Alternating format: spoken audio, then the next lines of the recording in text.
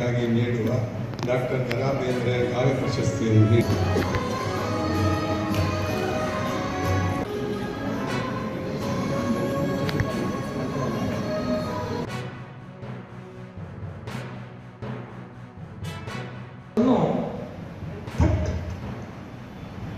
ಒಂದು 20-30 ಒಳಗಿನ ಯುವಕರೊಬ್ಬ ಓದಿದ ಇದ್ದವನು ಫಾರ್ಮಲ್ ಆದ ಇಂಗ್ಲಿಷ್ ಇದ್ದವನು ಕೂಡ ತನ್ನ ತೀವ್ರ ಸಂವೇದನೆಯ ಮೂಲಕ ಕೊಡ್ತಾ ಇರುವುದು ಬಹಳ ವಿಶಿಷ್ಟವಾದದ್ದು.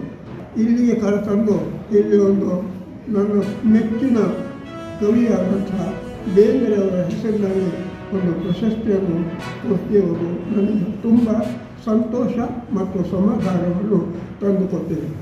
ಕರ್ನಾಟಕ ಸಂಘದ ಕಾರ್ಯಕ್ರಮಗಳು ಹೀಗೆ ಮುಂದುವರಿತಾ ಇರಲಿ ಮತ್ತು ಇದು ಎಲ್ಲಿಯೂ ಎಲ್ಲೂ ಸ್ವತಂತ್ರವಾಗಿಯೇ ಕೆಲಸ ಮಾಡ್ತಾ ಇರುವ ಆಗಲಿ ಅಂತೇಳಿ ನಾನು ಹೃತ್ಪೂರ್ವಕವಾಗಿ ಹಾರೈಸ್ತೇನೆ.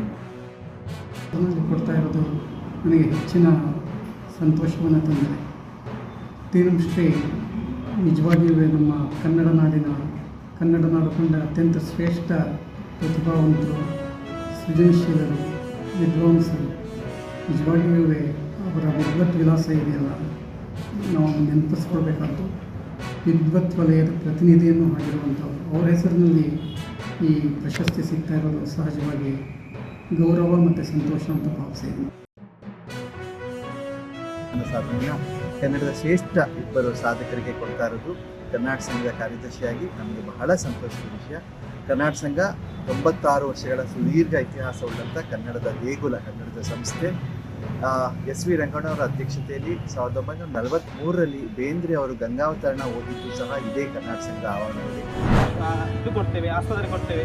ಅದೇ ರೀತಿ ನಾವು ಏನು ನಮ್ಮ ಜನರ ಸಮಸ್ಯೆಗಳಿದೆ ಅದನ್ನೆಲ್ಲ ನಾವು ಸ್ಪಂದನೆ ಮಾಡ್ತೇವೆ ಅನ್ನೋಂಥ ಒಂದು ಆಶ್ವಾಸನೆ ಕೊಟ್ಟಿದ್ರು.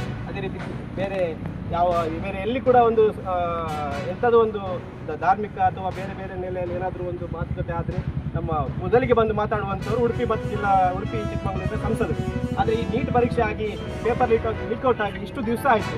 ಯಾರಾದರೂ ಒಬ್ಬ ಉಡುಪಿಯ MLAಗಳಾಗಲಿ MP ಗಳಾಗಲಿ ಅಥವಾ ಏನು ನಾವು ಧರ್ಮದ ವಿಷಯದಲ್ಲಿ ಮಾತಾಡ್ತೇವೆ ಅಂತ ಹೇಳ್ತಾರೆ.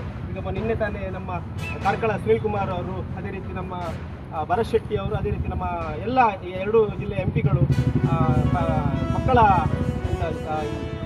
ಕೇಸರಿ ಶಾಲಾ ಬಗ್ಗೆ, ಹಿಜಾಬಿನ ಬಗ್ಗೆ ಏನು ವಾಗ್ವಾದವನ್ನು ಮಾಡ್ತಿದ್ದಾರೆ. ಅವರು ಈ ನೀಟ್ ಪರೀಕ್ಷೆ ಬಗ್ಗೆ ಯಾಕೆ ಮಾತಾಡೋದಿಲ್ಲ ಅಂತೇಳಿ ನಾವು ಒಂದು ಕೇಳ್ತೇವೆ. ಯಾಕಂತೇಳಿ ನೀಟ್ ಪರೀಕ್ಷೆ ಬರೆದಂಥ ಮಕ್ಕಳು ಹಿಂದೂಗಳಲ್ವಾ, ಅಥವಾ ಅವರಿಗೆ ಏನು ಪರೀಕ್ಷೆ ಬರೆದು ಅವರು ಎಜುಕೇಷನ್ ಮಾಡುವಂಥದ್ದು ಅವ್ರದ್ದು ಹಕ್ಕಲ್ವಾ, ಕೇಳುವಂಥದ್ದು ಅವ್ರ ಹಕ್ಕಲ್ವಾ? ಯಾಕೆ ನೀವು ಮಾತಾಡೋದಿಲ್ಲ? ಕೇವಲ ನೀವು ಏನಂತ ಹೇಳಿದರೆ ಧಾರ್ಮಿಕ ವಿಷಯದಲ್ಲಿ ಹಿಜಾಬಿನ ಬಗ್ಗೆ ಅಥವಾ ಕೇಸರಿ ಶಾಲಾ ಬಗ್ಗೆ ಮಾತಾಡಲಿಕ್ಕೆ ಮಾತ್ರ ನೀವು ಸೀಮಿತನ, ಕೇವಲ ನೀವು ಕೋಮುಗಲಭೆ ಮಾಡಲಿಕ್ಕೆ ಮಾತ್ರ ಸೀಮಿತನ ಅನ್ನುವಂಥದ್ದನ್ನು ನೀವು ಜನಗಳ ಮುಂದೆ ಸ್ಪಷ್ಟಪಡಿಸಬೇಕು. ಇಲ್ಲ ಅಂತ ಹೇಳಿದರೆ ನಿಮ್ಮ ಎಲ್ಲ MLAಗಳ ಕಚೇರಿಗೆ ನಮ್ಮ ಯುವ ಕಾಂಗ್ರೆಸ್ ಪಡೆ ಮುತ್ತಿಗೆ ಹಾಕುವಂಥ ಕೆಲಸ ಮಾಡ್ತದೆ. ನೀವು ಇದ್ರ ಬಗ್ಗೆ ಮಾತಾಡಬೇಕು ಅನ್ನೋಂಥ ಈ ಮಾತನ್ನು ಈ ಮುಖಾಂತರ ಹೇಳ್ತಾ ಮುಂದಿನ ಈ ವಿಷಯದ ಬಗ್ಗೆ